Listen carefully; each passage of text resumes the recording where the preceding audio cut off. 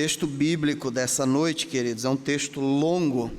Normalmente eu costumo pregar em textos curtos, né? Mas a mensagem é o Senhor que nos dá, e nesta noite nós vamos ler um texto longo. É tão longo que nós vamos ler um livro inteiro. Um livro inteiro. Mas mesmo sendo um livro inteiro, também não é nada desesperador, né? Porque o livro inteiro só tem um capítulo, né? Nós vamos fazer a leitura lá em Judas, o livro inteiro. Nós costumamos dizer que não tem capítulo, que só tem versículos, né? Mas algumas Bíblias acabam listando capítulo 1 de Judas.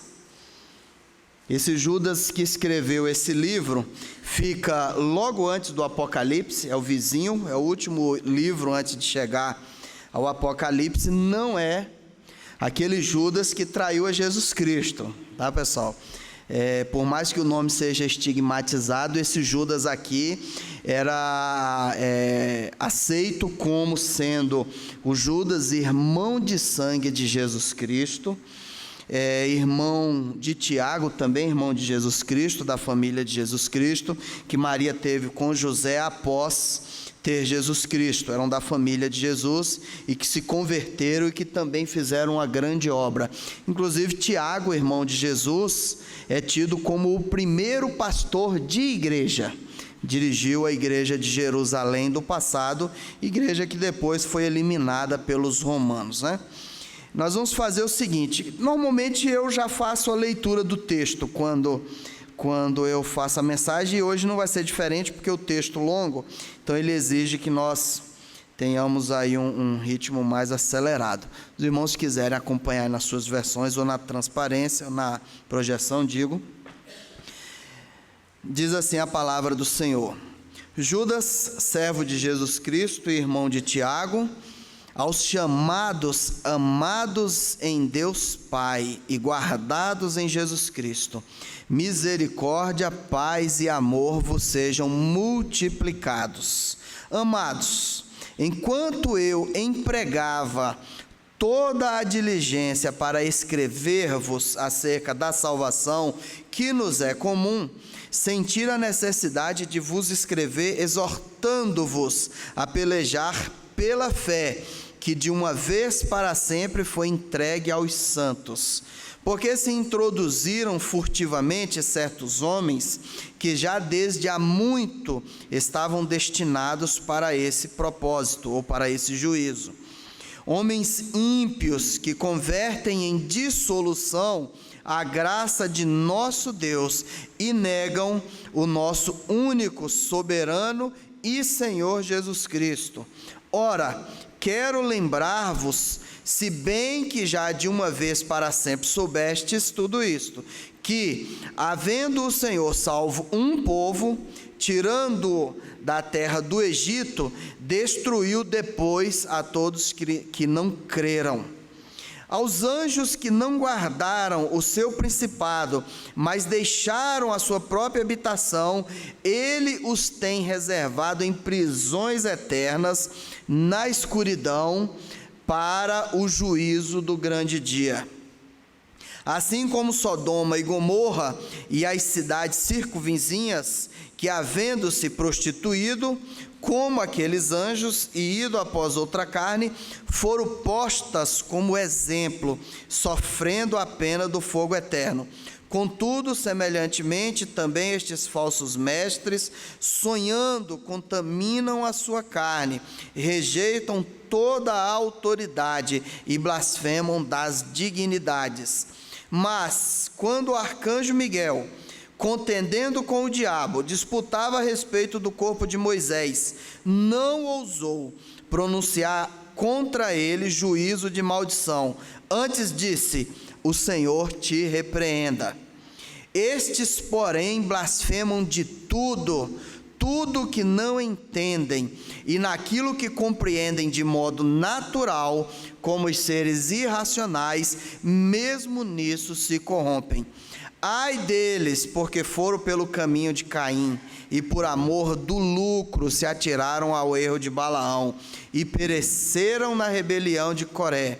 Estes são os escolhidos em vossos ágapes, quando se banqueteiam convosco, Pastores que se apacentam a si mesmos, sem temor, são nuvens sem água, levadas pelo vento, são árvores sem folhas e sem fruto, 2 vezes mortas, desarraigadas, ondas furiosas do mar, espumando as suas próprias torpezas, estrelas errantes, para as quais tem sido reservado para sempre o negrume das trevas. Para estes também profetizou Enoque, o 7º depois de Adão, dizendo: eis que veio o Senhor com os seus milhares de santos, para executar juízo sobre todos e convencer a todos os ímpios de todas as obras de sua impiedade, que impiamente cometeram, e de todas as duras palavras que ímpios pecadores contra ele proferiram. Eles são murmuradores, queixosos, andando segundo as suas concupiscências, e a sua boca diz coisas muito arrogantes, adulando pessoas por causa do seu interesse. Mas vós, amados, lembrai-vos das palavras que foram preditas pelos apóstolos de nosso Senhor Jesus Cristo, os quais vos diziam: nos últimos tempos haverá escarnecedores, andando segundo as suas ímpias concupiscências. Estes são os que causam divisões, são sensuais, mas não têm o Espírito. Mas vós, amados, edificando-vos sobre a vossa santíssima fé, orando no Espírito Santo, conservai-vos no amor de Deus, esperando a misericórdia de nosso Senhor Jesus Cristo para a vida eterna. E apiedai-vos de alguns que estão na dúvida, e salvai-os, arrebatando-os do fogo, e de outros tende misericórdia com temor, abominação até a túnica manchada pela carne. Ora, aquele que é poderoso para vos guardar de tropeçar e apresentar-vos ante a sua glória, imaculados e jubilosos, ao único Deus, nosso Salvador, por Jesus Cristo, Senhor, glória, majestade, domínio e poder, antes de todos os séculos, e agora e para todo sempre. Amém. Cuidado e zelo com a igreja, o corpo de Cristo. Queridos, tem alguns textos bíblicos que nos alegram, que nos motivam, que nos empurra para a vitória, que nos dá aquele ânimo, né? Parece nos dar um avivamento. Mas existem outros textos bíblicos que são profundamente sérios, que nos faz olhar as realidades que ao longo da existência das igrejas nós vamos enfrentar, e assim precisamos ouvi-las, aprender sobre esses textos para estar preparados. Nós vivemos num tempo em que a maioria destas coisas vão e já estão acontecendo. O livro de Judas, ou a Epístola Universal de Judas, ela é um daqueles textos complementares ao manual de conduta do cristão ou do crente. Lá quando nós começamos em Mateus 5, quando falamos das bem-aventuranças, e aí vamos construindo ou juntando aqueles textos que nós dizemos que fazem parte do nosso manual de conduta, nós finalizamos com Judas. Judas também, ele faz parte desse manual, onde ele nos alerta sobre a própria conduta dentro da igreja ou no corpo de Cristo. Judas aqui, irmãos, infelizmente ele não está falando de grupos de pessoas lá de fora, mas ele está falando de pessoas de dentro. Ele está falando daquele grupo naquela época, mas deixando uma mensagem para nós que se estende até hoje, para que a igreja do Senhor esteja sempre pronta e preparada.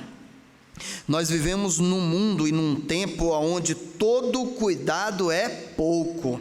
Judas, ele vem nos mostrar no seu livro um lado pouco estudado, ou pelo menos que pouco temos dado atenção, o cuidado que precisamos ter com os irmanados e com a igreja, com o nosso grupo, né? Que nós chamamos de corpo de Cristo. Precisamos ter este cuidado conosco mesmo, e estar sempre cuidando da casa do Senhor, como edifício, mas do corpo de Cristo, das pessoas que compõem o conjunto dos salvos. Pelo menos esperamos que todos sejam salvos. A Epístola de Judas é um daqueles livros sacros que de tempos em tempos precisamos relembrar. Assim como eu já tenho dito aqui constantemente sobre o Apocalipse, de tempos em tempos precisamos estar com o olho no Apocalipse para relembrar, para reativar, para incendiar o cuidado que nós temos que ter e a vigilância com a chegada de Jesus Cristo, que está muito próxima. Precisamos agir sempre assim, não podemos ser pegos de surpresa, precisamos estar sempre preparados, e o livro de Judas é um desses livros que precisamos periodicamente estar revisitando e ouvindo as suas mensagens. Apesar de parecer curto, é um livro teologicamente profundo, é um livro que traz mensagens profundas, o livro de Judas. Ele nos traz alertas importantes, além de complementar o manual de conduta cristã, como eu já disse. A Epístola de Judas traz, é claro, uma dura mensagem de alerta contra os que nas diversas igrejas espalhadas por a terra, se dizendo irmãos e não são falsos, só pensam em si e por cima distorcem a palavra de Deus para realizar os seus próprios intentos. Esse é o alerta de Judas na sua epístola. Mas a epístola de Judas também traz uma mensagem de esperança e fé e demonstra que aos fiéis está reservado o cuidado e o zelo do Senhor. Cuidado e o zelo do Senhor. Nós vamos ver com Judas, assim como vários escritores, e Judas ele pegou um pouco do jeito de Paulo, ele pegou ali um pouco daquela forma de Paulo escrever, e ele sempre se apresenta, ou pelo menos se apresentou aqui nessa epístola, dizendo quem ele era, e na verdade é uma lição para nós. É uma lição para nós. Nesses dias modernos, muitos têm evitado, inclusive, carregar a Bíblia, já não têm feito um uso diário, constante da Bíblia, nem muito menos carregado para a igreja. Então, ele nos mostra que o homem e a mulher de Deus sempre se identifica como tal, em suas apresentações, sempre se colocando abaixo de Deus, mas submisso a este. É o que vemos lá no início. Quem é que está falando? Judas, servo de Jesus Cristo, e para ficar mais claro, irmão de Tiago, que Tiago era mais conhecido, aos chamados amados de Deus. Então, ele se apresentou, deu seu cartão de visitas e disse: olha, esse que vos escreve sou eu, para que vocês saibam quem está falando. Então, ele, além de se apresentar, ele se coloca em servidão, em submissão a Deus. É uma lição que nós precisamos ter sempre, né? Deixar sempre um pouco do nosso eu de lado, deixar sempre Deus falar mais alto em nossas vidas. Mas ele, assim como muitas outras epístolas, ele não deixa de desejar o melhor para nós, ou para aqueles que lhe ouvem, né? Lá no versículo de número 2, ele deseja o melhor aos irmãos. Então, no livro de Judas, essa é a apresentação. Depois ele vem com uma mensagem firme aos ímpios, aos falsos mestres, aos joios dentro das igrejas. E o joio, eu costumo dizer que ele é diferente do lobo em pele de cordeiro. O lobo em pele de cordeiro é aquele que se traveste de cordeiro com o intento maligno para atacar. O joio não, muitas vezes é enganado. Ele acha que é e não é. Tá? É o crente xing-ling, né? Então a gente precisa também ter cuidado com estas coisas e estar atento. Judas ele alerta para a peleja cristã que dar-se por enfrentar os que se introduziram furtivamente no meio dos santos, que distorcem a palavra de Deus e com suas ações negam o senhorio de Jesus Cristo. Eu me lembro de alguns anos atrás, onde eu tive vários cargos de liderança na nossa convenção. Fui inclusive presidente da junta de mocidade, naquela época existia, do Distrito Federal por vários anos. E o que me levou a afastar das reuniões, da convenção, das assembleias, foi justamente o constatar que os homens ali, a maioria dos líderes, boa parte deles, só se importavam com seus próprios interesses, e que os interesses das igrejas estavam ficando em segundo plano. Isso me fez afastar daquelas atividades, justamente por não ver sentido naquilo. Tá? Então, Judas lá atrás, ele já via estas coisas acontecer com a igreja daquela época, e a palavra dele se perpetuou para nós, porque continuaria acontecendo. Então, o meio cristão, ele também, infelizmente, pode ser contaminado por pessoas que não são do meio, tá? Não são do meio, que negam com as suas ações o senhorio de Jesus Cristo. Ele diz, Judas lembra da promessa do Senhor de preservar os convertidos, e os seus filhos, mas trazer o juízo sobre os ímpios que se infiltraram no meio do povo de Deus. Lembra-nos do Egito, onde ele preservou os filhos de Deus e destruir os que não creram. Por que Judas fala isso? Porque Moisés pregou durante muito tempo para o Egito. Moisés foi insistente ali junto a Ramsés, para que Ramsés ele se convertesse, ele entendesse a mensagem de Deus e deixasse então que o povo fizesse a obra de Deus. Então ele não é tido por inocente, Ramsés, nem o seu povo, porque eles ouviram a palavra de Deus durante muito tempo e não se converteram. Então a palavra de Deus nos diz que Deus mandou juízo sobre os ímpios. Eles ouviram a mensagem, mas não aceitaram, antes murmuraram, antes praguejaram, antes falaram mal do povo de Deus e de Deus. Do povo de Deus e de Deus. Mas depois de tanta pregação de Moisés, isso não adiantou, e eles então sucumbiram. Num só dia, o Egito perdeu todo o seu exército, afogado no mar. Judas, ele nos alerta nesse pequeno livro, alerta o povo para lembrar dos anjos caídos, que outrora anjos de luz, nem mesmo eles foram preservados. Deus os condenou à escuridão e ao juízo.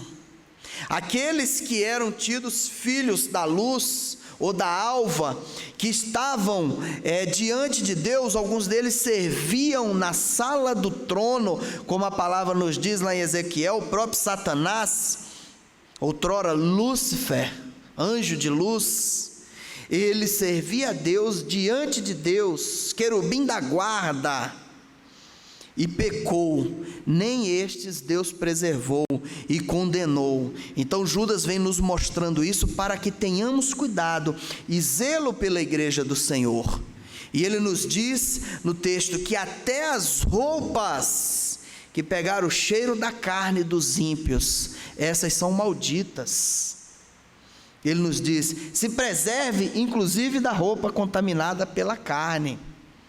Paulo também nos chama a atenção de um grupo que existia na igreja de Corinto, que ouvia a palavra de Deus e não mudava, continuava praticando as torpezas do coração. Paulo chegou ao ponto de dizer o seguinte: olha, a estes eu digo que sequer cumprimentem, passa num corredor, pula para o outro, porque não tinham zelo pela igreja do Senhor. E mais, tanto Paulo quanto Judas vêm acabar nos mostrando que não é possível servir a Deus durante muito tempo fora da igreja. Alguns dias atrás, desde a inauguração da igreja, nós vimos aqui passando uns dias ouvindo falar sobre os desigrejados, não é isso? Aqueles que acham ou que entendem que podem ser crentes cristãos, fiéis nas suas próprias casas, de acordo com os seus próprios pensamentos, criando as suas próprias teorias, as suas próprias disciplinas, o seu próprio credo, sua própria linha de entendimento e edificando o seu próprio caminho, teoricamente, para a cruz. Mas o próprio Jesus Cristo disse: olha, é juntos.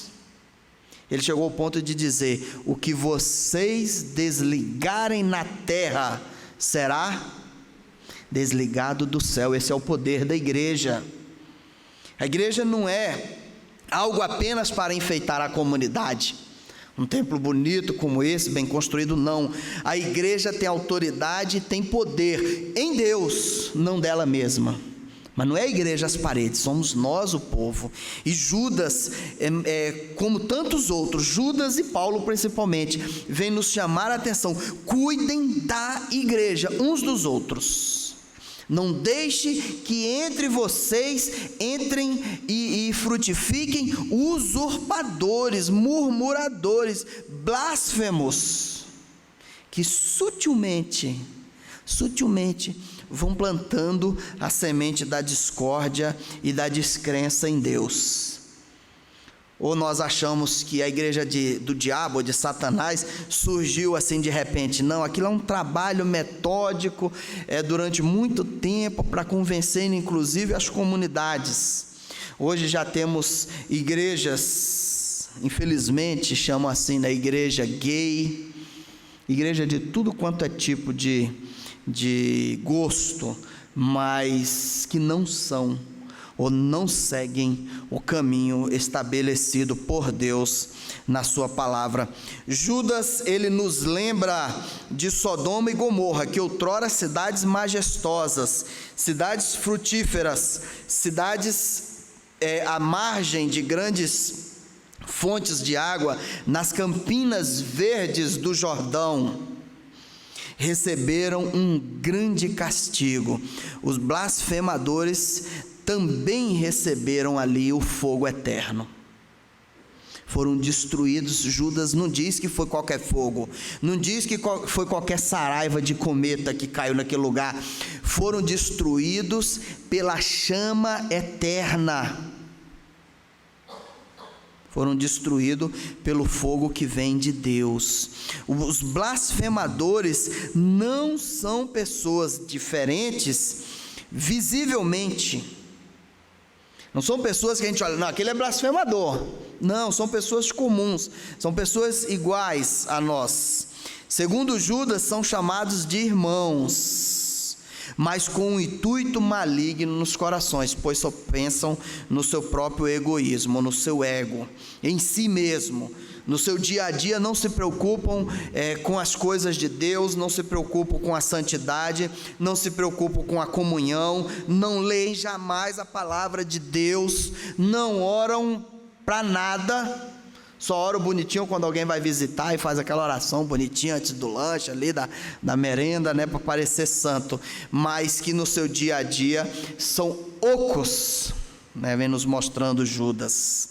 Judas, ele lembra que nem mesmo o arcanjo Miguel ousou amaldiçoar o diabo quando contendia com eles por causa do corpo de Moisés. Mas aqueles que, se dizendo crentes e não são, blasfemam de tudo, são como animais irracionais, que mesmo nas coisas naturais se corrompem. Versículos 9 e 10.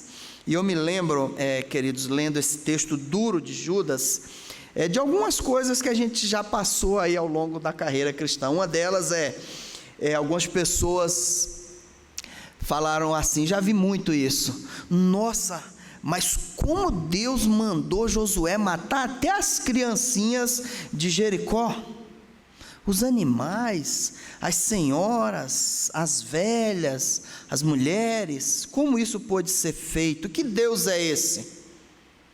Já escutei questionamentos desses vindo do povo de Deus, questionando a autoridade, a sabedoria de Deus.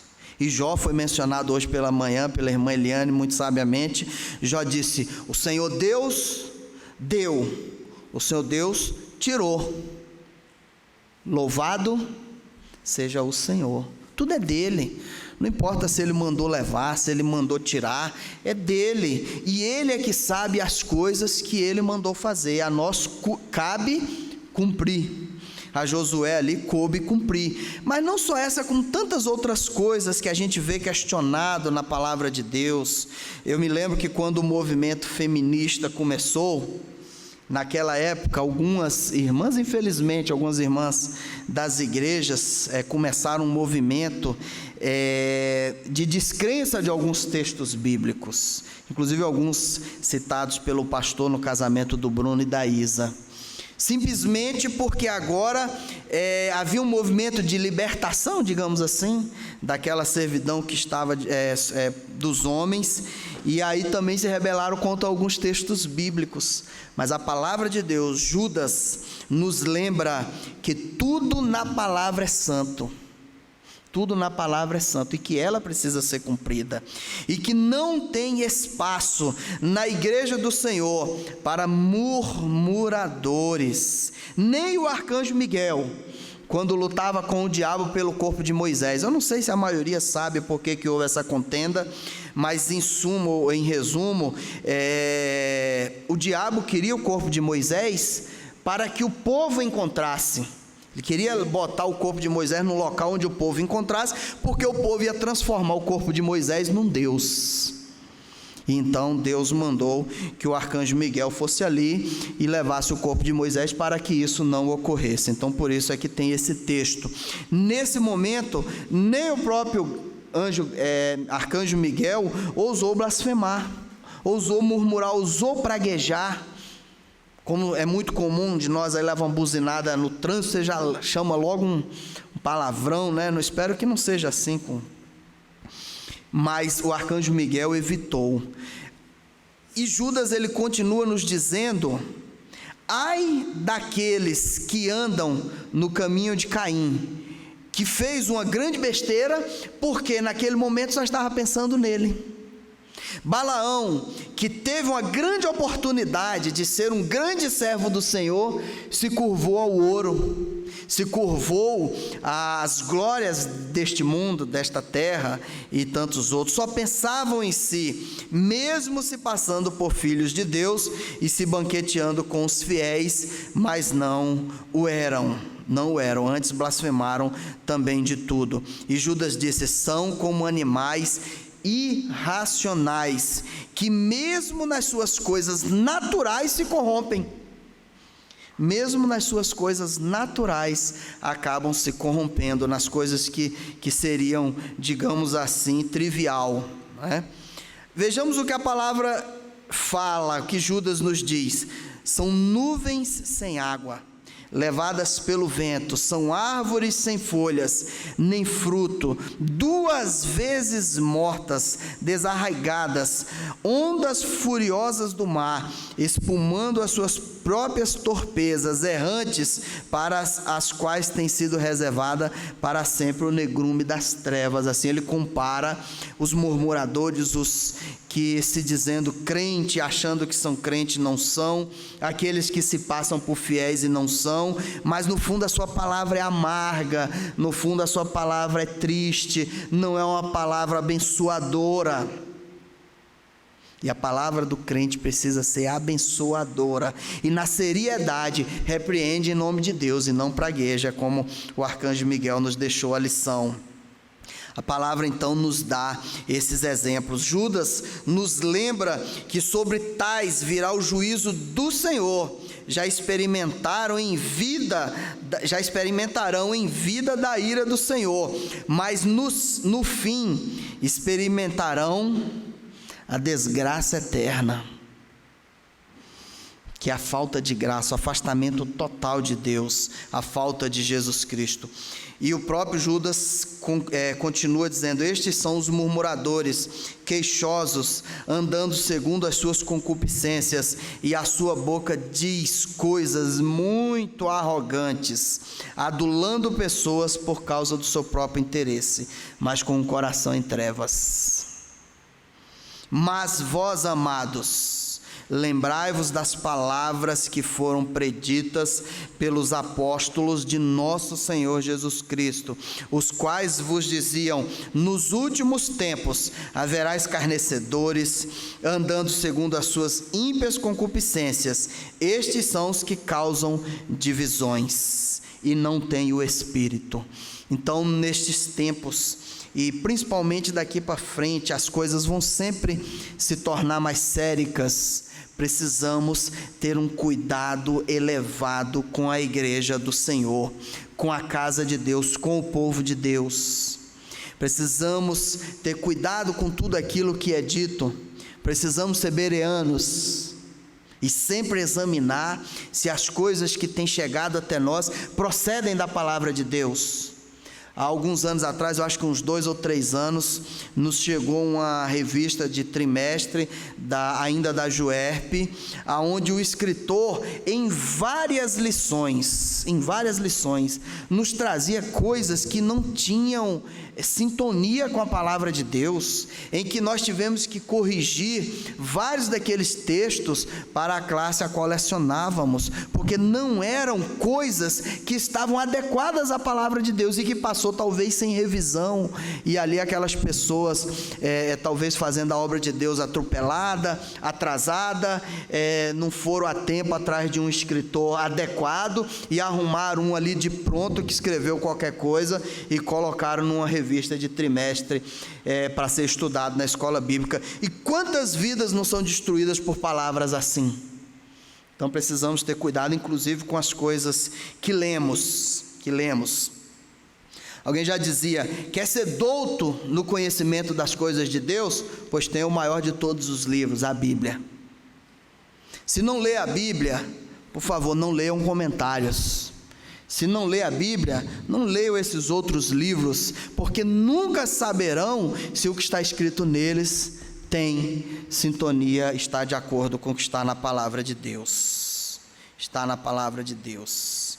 E Judas continua, já estamos caminhando para o fim, queridos.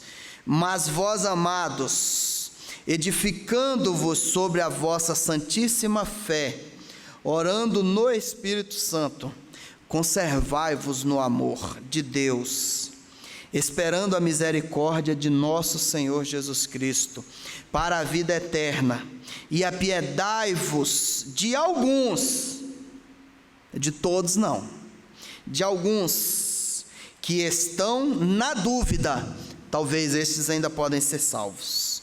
Salvai-o, arrebatando-o do fogo, e de outros tende misericórdia com temor, mas abominação até a túnica manchada de carne é dos murmuradores.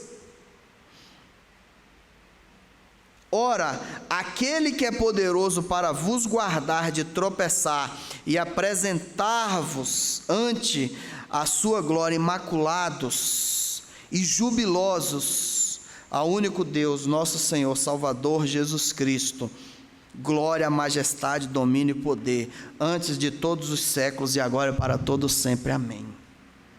Precisamos ter zelo com a nossa igreja. Precisamos ter zelo com as igrejas, quando falamos no plural, que são as outras casas de Deus, co-irmãs nossas, mas no geral, falando de modo universal, precisamos ter zelo com a igreja do Senhor, aqui e em qualquer outro lugar onde ela se estabeleça.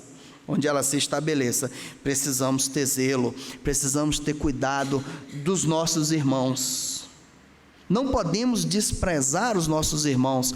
Sabe quem vai estar conosco nos céus? Cada um que está do nosso lado. É quem vai estar conosco nos céus. São os servos do Senhor Jesus Cristo. São aqueles que são salvos. Esses é que vão ser as nossas companhias na eternidade. Então vamos nos relacionar bem uns com os outros, né? E cuidar uns dos outros. E para concluir, já que nós estamos falando de zelo da casa do Senhor, do povo do Senhor, de cuidado com a igreja, de empenho na obra, nós não poderíamos nos furtar de ler Gênesis 28, versículos 16 e 17. Jacó, no lugar que ele mesmo chamou de Betel, ele disse: realmente o Senhor está nesse lugar. Eu não sabia, dizia ele, mas realmente o Senhor está nesse lugar. E ele temeu e disse: quão terrível é este lugar. Não é terrível no sentido de ser ruim, é quão admirável, maravilhoso, poderoso, espetacular. Este não é outro lugar senão,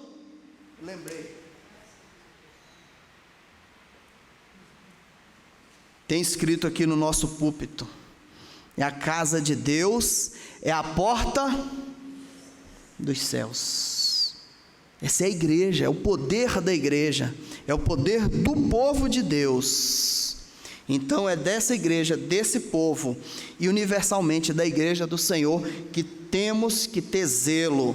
E muitas vezes podemos até parecer pessoas duras demais, ruins, como agora há pouco tempo a nossa convenção teve que desligar uma igreja, irmã nossa ali no Nordeste, porque a igreja achou que estava amando os irmãos, mas na verdade a igreja estava praticando um pecado que a palavra de Deus nos chama de abominação ao Senhor, infelizmente. Que o Senhor nos abençoe, que o Senhor nos dê entendimento desta palavra que Ele quis para nós nesta noite, e que Ele nos dê condições de termos zelo com a nossa igreja, com o povo de Deus e com a sua obra na face da terra e aqui nesta comunidade.